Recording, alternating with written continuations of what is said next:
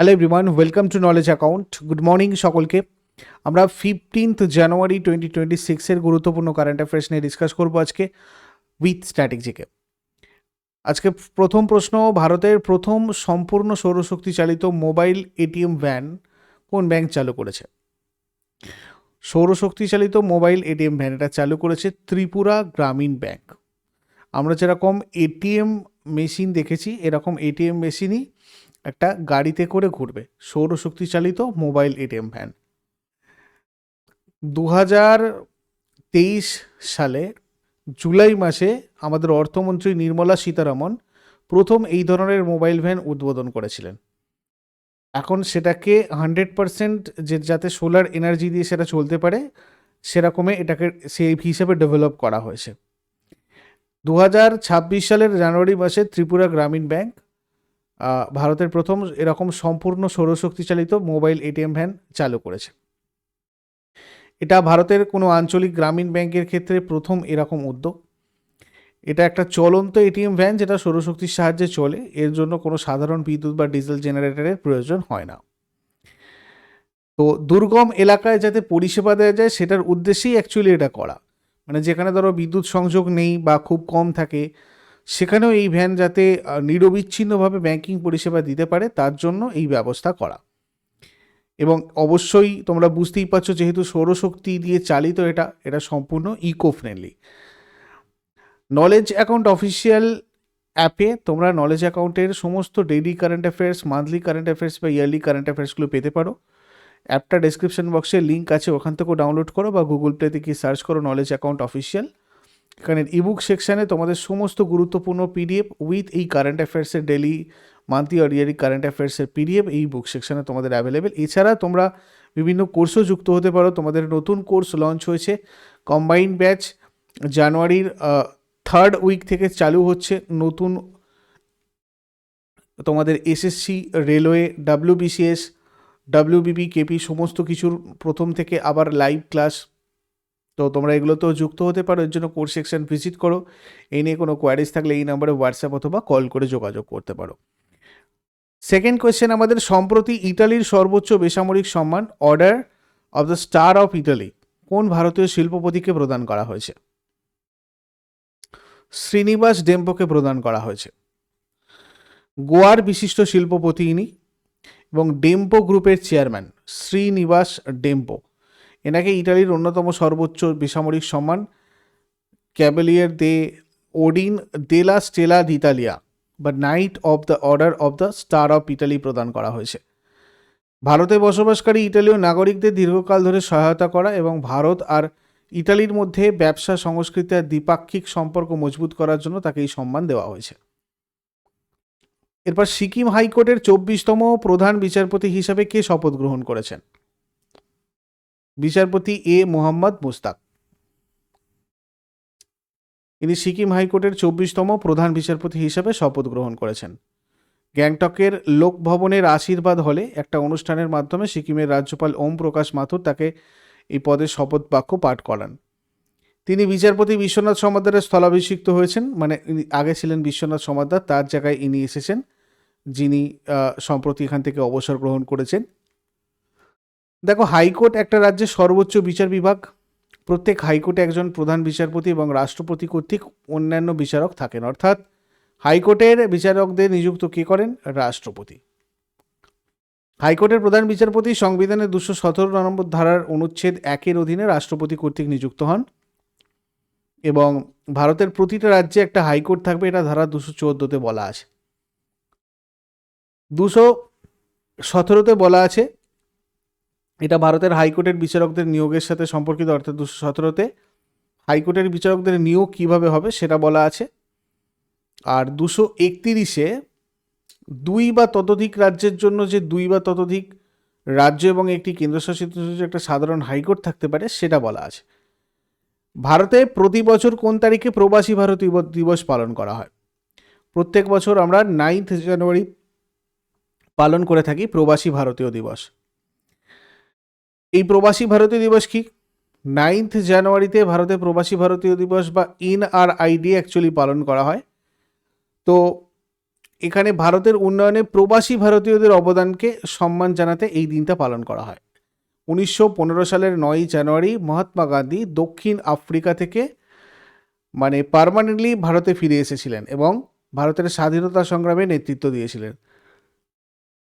তার এই ফিরে আসাকে স্মরণীয় করে রাখতে এই দিনটাকে বেছে নেওয়া হয় প্রবাসী ভারতীয় দিবস হিসাবে।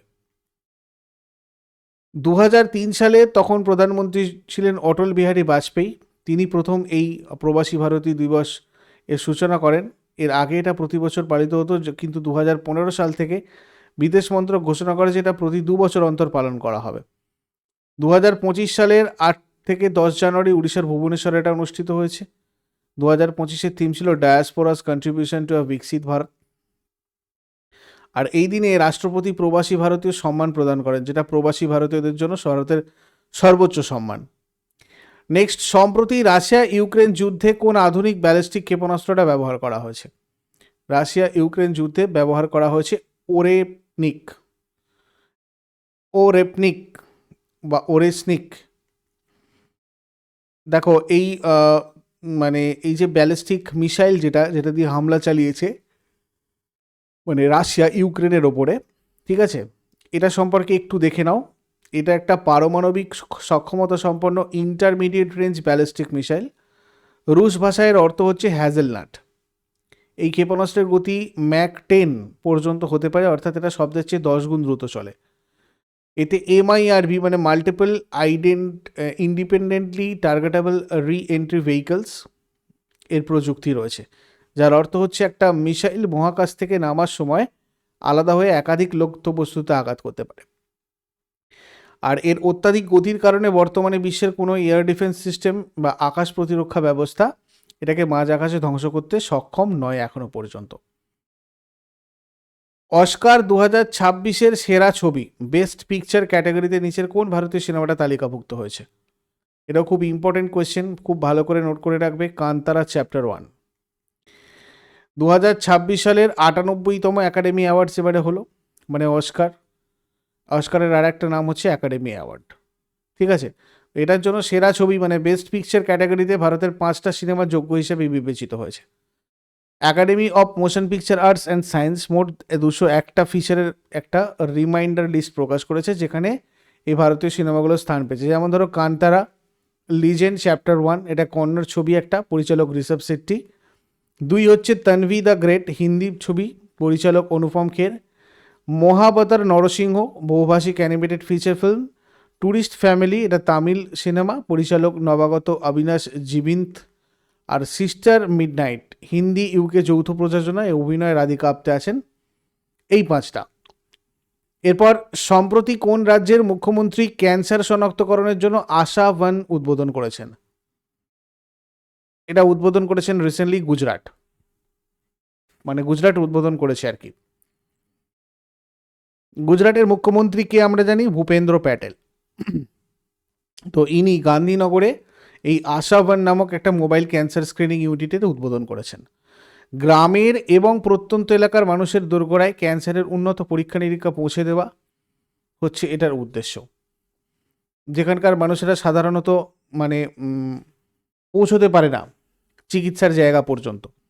এর মূল লক্ষ্য হচ্ছে প্রথম ধাপেই ক্যান্সার শনাক্ত করে সঠিক সময়ের মধ্যে চিকিৎসা শুরু করে জীবন বাঁচানো।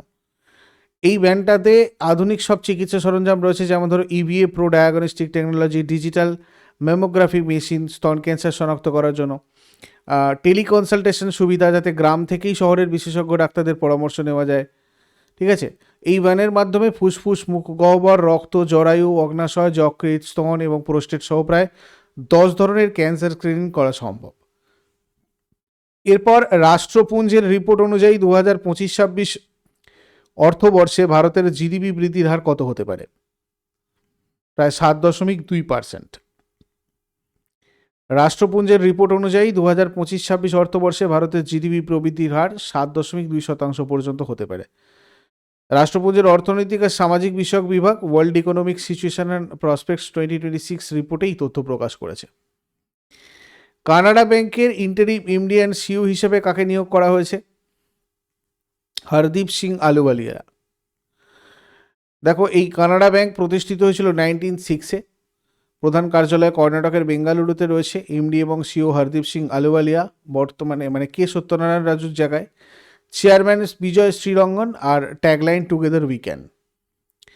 প্রতি বছর কোন তারিখে বিশ্ব হিন্দি দিবস পালন করা হয়? ওয়ার্ল্ড হিন্দি ডে প্রত্যেক বছর পালন করা হয় 10th জানুয়ারি। 1975 সালে নাগপুরে আয়োজিত প্রথম বিশ্ব হিন্দি সম্মেলনকে স্মরণ করে এই দিনটাকে বেছে নেওয়া হয়েছে, 10th জানুয়ারিটাকে। 2006 থেকে নিয়মিত পালন করা হচ্ছে এটা। এখানে আমাদের একটা জায়গাতে কনফিউশন তৈরি হয় বিশ্ব হিন্দি দিবস আর হিন্দি দিবস নিয়ে। দেখো, আমাদের 14ই সেপ্টেম্বর জাতীয় হিন্দি দিবস বা হিন্দি দিবস এটাকে আমরা বলি, এটা ভারতের আভ্যন্তরীণ বিষয়। 1949 সালে এই দিনে হিন্দি ভারতের অন্যতম সরকারি ভাষা হিসেবে গৃহীত হয়েছিল বলে আমরা 14ই সেপ্টেম্বর জাতীয় হিন্দি দিবস বা হিন্দি দিবস পালন করি। আর বিশ্ব হিন্দি দিবসটা হচ্ছে একটা আন্তর্জাতিক স্তরে পালন করা হয় এটা, যেটা কারণ আমি তোমাদের এক্ষুনি বললাম। এরপরে পেমেন্টস রেগুলেটরি বোর্ড এর প্রথম বৈঠকটা ভারতের কোন শহরে অনুষ্ঠিত হয়েছে? এটা হচ্ছে তোমার মুম্বাইয়ে পেমেন্টস রেগুলেটরি বোর্ডের প্রথম বৈঠক অনুষ্ঠিত হয়েছে। এই বৈঠকে সভাপতিত্ব করেন RBI governor Sanjay Malhotra. Payment and settlement system act 2007 সংশোধনের মাধ্যমে গত বছর 9 মে বোর্ডটা গঠিত হয়েছিল।